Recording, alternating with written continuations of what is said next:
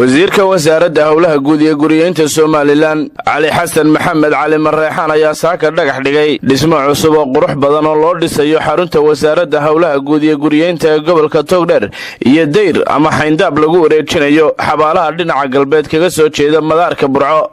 xarunta wasaaradda ay hore u deganaayeen dad shacab ah ayaa dhawaan wada hadal ay wasiirka iyo maamulka gobolku la fureen dadkaasi la isku afkartay inay ka guuraan waxaana qoysaskii deganaa xarunta wasaaradda gudaheeda oo ku dhawaad 40 qoys ah ay kaga guureen muddadii loo qabtay iyadoo guud ahaanba wasaaraduna dhulka la sintay dhismayaal qadiimi ah oo wasaaraddu lahayd oo ka dhisnaa wasaaradda gudaheeda dhagax dhigii xarunta wasaaradda howlaha guud ay kelmado kooban ka soo jeediyeen barasaab ku-xigeenka gobolka Togdheer madaxda wasaaradda heer gobol oday Maxamuud Aadan Dhari iyo wasiir Cali Marreexaan waxayna tilmaameen muhiimadda dhismahani u yeelan doono qaranka iyo guud ahaanba wasaaradda waxqabadkii caasimadda ay soo dhameysay maanta tii gobolka oo bilaabayno oo laga dhisayo dhismayaasha casriga ee wasaaradda Hargeysa ku yaala laga dhisi doono halkan ayuu dadkii deganaa halkan ee muddada 25 sano deganaa si xilkasnimo si wadannimo ay uga guureen halkan oo arkaysan si furfurteen maanta oo muddo 25 sanadood iyo dheeraad ah aan ciidiba dawladba ku shaqo lahayn yaa wasiirkii howlaha guud iyo guriyeynta wasiir Cali oo maanta dhagax dhigaya wasiir Cali waa wasiirkii 12aad ee soo mara wasaaradda howlaha guud intii ay Soomaaliland ku jirtay wasaaraddu inta wasiir ee soo marasay iyadoo wasaaradda iyo xaafaduhu isdhex degan yihiin ayaa kaasi xafiis noo aha muuqaalkan arkaysan maanta aynu duminano waxa wada deganaa guriyo reeraan isdhex deganay waxa nasiib wanaaga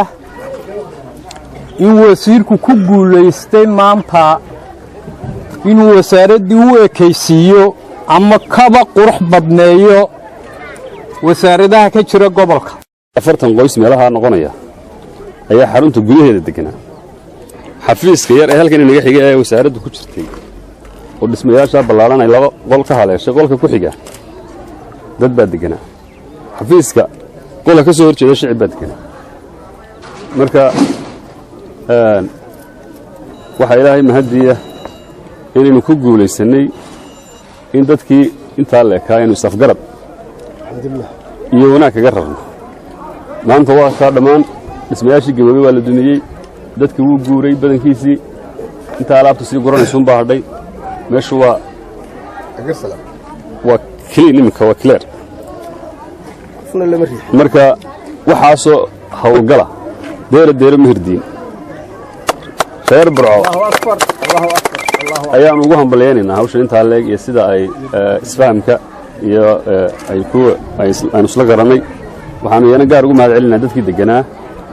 oo markii aan wada hadalay si fiican oo niyad samiya noo maqlay geesta kalena waxa wasiirku dhagax dhigay Deyr uu ku wareejinayo xabaalaha galbeedka kaga soo jeeda madaarka Burco oo muddo badan dayacnaa isla markaasna dadka iyo xooluhu ay dhex mari jireen waxaana dhagax dhigaya dhismaha Deyrkaasi si weyn ugu bogaadiyay uguna duceeyay wasiirka qaar ka mid ah odayaasha Burco oo waalidkood ku aasan yahay xabaalahan waxaanu joognaa halkan xabaalaha airportka ka xiga xagga galbeedka marka waa xabaalo kulli halkan gidaarku waa bannaan yahay wadooyinku waa bannaan yihiin dadkii xooluhu u dhex maraya halkan waxaan isugu nimid inaynu gidaar ku xidhno ilaa iyo u dhaxeeyo labada dhisme ee labada koona ka kala xiga dhulka dheer bannaan oo ilaa iyo 150 mitir meelaha noqonaya si looga xayndaabo xuquuqda ay inagu leeyihiin dadka halka muslimiinta halka ku aasan inagoo ilaalinayna waxaynu gidaarkaas inuu kala xidhaynaa wasiirka saaka waa yimi wuxuu yidhi waxa weeyaan intan dee la marayo xoolihii iyo dadkiiba marayaan ee lagu kaajayo ee wixii doon lagu samaynayo saaka Deyr baan ku xidhayaa buu yidhi wasiirka markaa halkan waa ku kulannay wuu noo dhagax dhigayaa si looga xidho Deyr loogu xidho ayuu noo dhagax dhigayaa dee waxa weeye jazaakumullahu khayr aniga abahay baa ku jira xaaj maxamed biixi baa ku jira waxa ku jira dalka xaaj culimadii waaweyneed ee reer Burco dhan baa ku jirta Mustafa Cismaan magaalo telefishinka qaranka Soomaaliland magaalada Burco.